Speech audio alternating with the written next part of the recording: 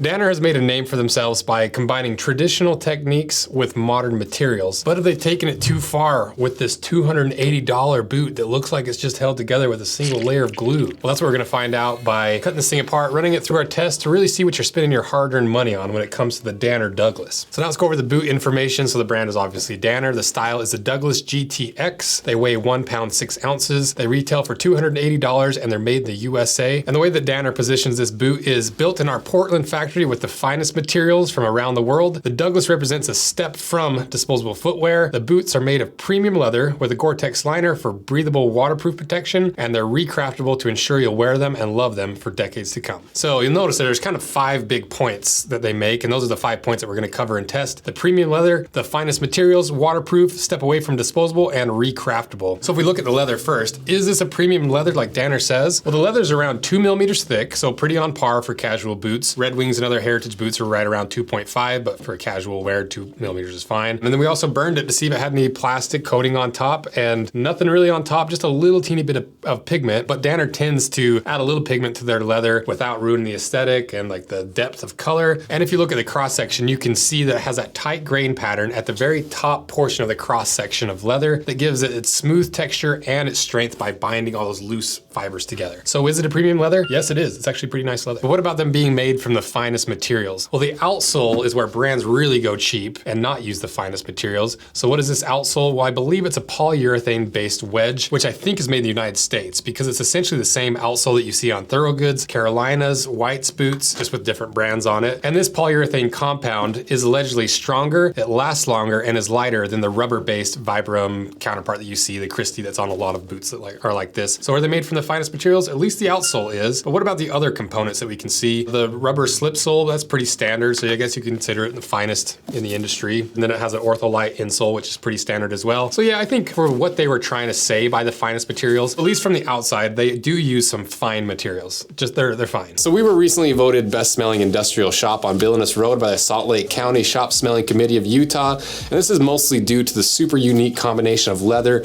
coffee, and whiskey smells that's always floating around the shop. And 2 of those smells are due to the sponsor of this video, the Morning Dram, because they make coffee that is infused with whiskey smells. And the way they do that is they age their coffee beans in whiskey barrels so it absorbs that whiskey smell without absorbing any of the alcohol. So it's not like you're drinking alcoholic coffee in the morning. So I'm gonna give you 5 reasons why you should consider trying the Morning Dram. Number 1, it's delicious. Number 2, Tommy, the owner of the Morning Dram, is a big boot head. And the way that we actually connected is he was a fan of the channel, and when he started this, he reached out and was like, hey, I just started a coffee that has whiskey flavors infused into it. I think it'd be a great fit for the channel, and the rest is history. Number 3, Tommy is no chump. It's not like this is his first whiskey-inspired endeavor, because his bar won Best Whiskey Bar in America in 2021. Number 4, they have almost single-handedly funded the entire Rose Anvil 2 channel. And number 5, they're one of the most successful sponsors we've ever done. You guys have made it pretty clear that this is one that really resonates with you, because even Tommy said, we've had a bunch of your viewers take the time to write us notes in their orders. Some even emailed us after they ordered to make sure we knew that they had heard about us from Rose Anvil, which is super cool. So give the Morning Dram a try, and you can start with their starter kit that comes with 3 different types of coffee, a cool mug, a grinder for the beans, and a stainless steel dripper to start you on your whiskey-infused coffee venture. So thanks again to the Morning Dram.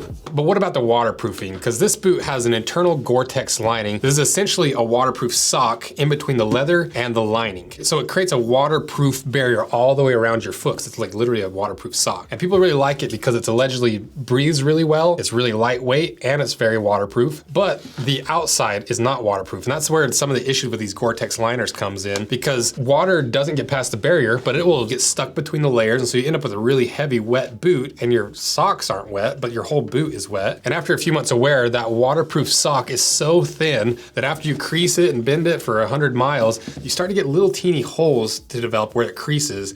And next thing you know, your waterproof is gone. And even straight from the factory, sometimes they're not waterproof, because we've seen it a few times. So there's pros and cons to Gore-Tex, and there really isn't a perfect way to waterproof a boot, but I just wanted to highlight some of the pros and cons. So we put it in the tank for 5 minutes to see if there's any leaks, and we pulled it out, and there was no leaks whatsoever. So at least this one is fully waterproof. So is it waterproof? It is. But what about this being a step away from disposable? Because this is really the crux of this whole boot, and where things start to get a little bit embarrassing for Danner. And to paint this whole picture, there's basically 2 types of boots: traditional boots and cemented boots. Traditional boots are usually more durable durable and stronger because they have stitching and nails and glue, natural materials, but they're a lot more expensive because you have to do a lot of it by hand. Versus a cemented boot, they're usually a lot less durable, a lot weaker because of that synthetic materials and the glue-only construction and the cheaper build quality, but they are significantly cheaper because they can mass produce them. They don't have to hand make every single one, which is why cemented boots are considered disposable, because it's almost cheaper just to get a brand new pair than it is to repair an old beat up pair. So if we look at this Danner, it looks like a traditional boot. It's the price of a traditional boot, but it's built like a cheap cemented boot. It'd be like going to Walmart and buying a cheap Walmart boot for $280 just because it has a Danner name on it. So now that we know that, are these truly recraftable? Well, the problem is when a cobbler goes to resole this style of boot, usually they just peel the outsole off because that stitch down stitching or this structural stitch is holding the midsole to the upper, so that when you really are cranking on that thing trying to get this outsole off, you don't have to worry about the upper coming undone or anything coming unraveled or splitting or breaking because that stitch is locking all those layers together. But with the Douglas, when the cobbler tries to rip this outsole off, there's no stitch holding the midsole to the upper, so he's literally gonna separate it right down that seam, which causes all the problems that we just discussed. So is this recraftable? It is, just like every boot is technically recraftable, but it's gonna be a huge nightmare for the cobbler and it's gonna need a resole sooner. This boot might make things worse and actually take a step towards disposable, not away, because most cemented boots are almost a cup sole where that surface of the outsole wraps up the side, increasing and maximizing the surface area for the adhesion of the glue. But with this, you have an artificial break point in there where you can already hear it, listen.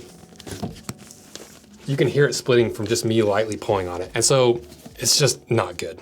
So let's cut this thing in half. Maybe there's some redeeming qualities. I have a feeling we've gone through the good, the bad, and now we're about to see the ugly. So let's cut it in half.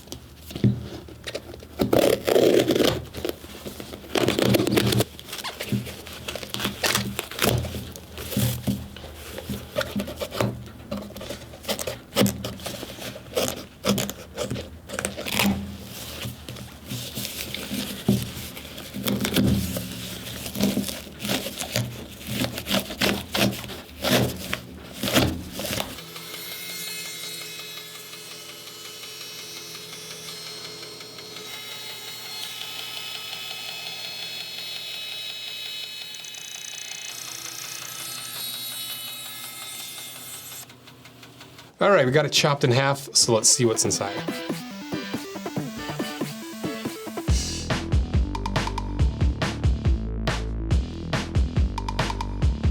So just as we thought, no stitching anywhere on this boot. And what makes it worse is it's nothing but cheap materials all the way through the construction. I was hoping for a big old slab of veg tan in there somewhere or some other premium material, but it's not. And the problem is, I have a feeling that I can just rip this apart without, oops, I moved the whole setup. I was trying to get you a nice audio sound. I can rip this apart without stressing about it. It's so easy, like, I can talk through ripping this apart. It's not hard at all.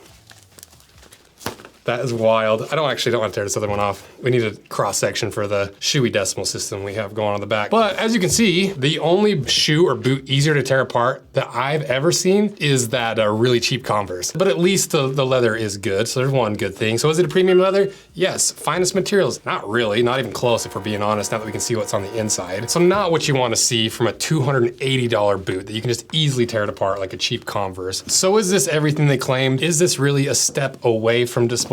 I really don't think it is. This is a step towards disposable. And if you disagree, I would love to hear the argument because I'm pretty confident on this one. I've never torn apart a boot as easily as this.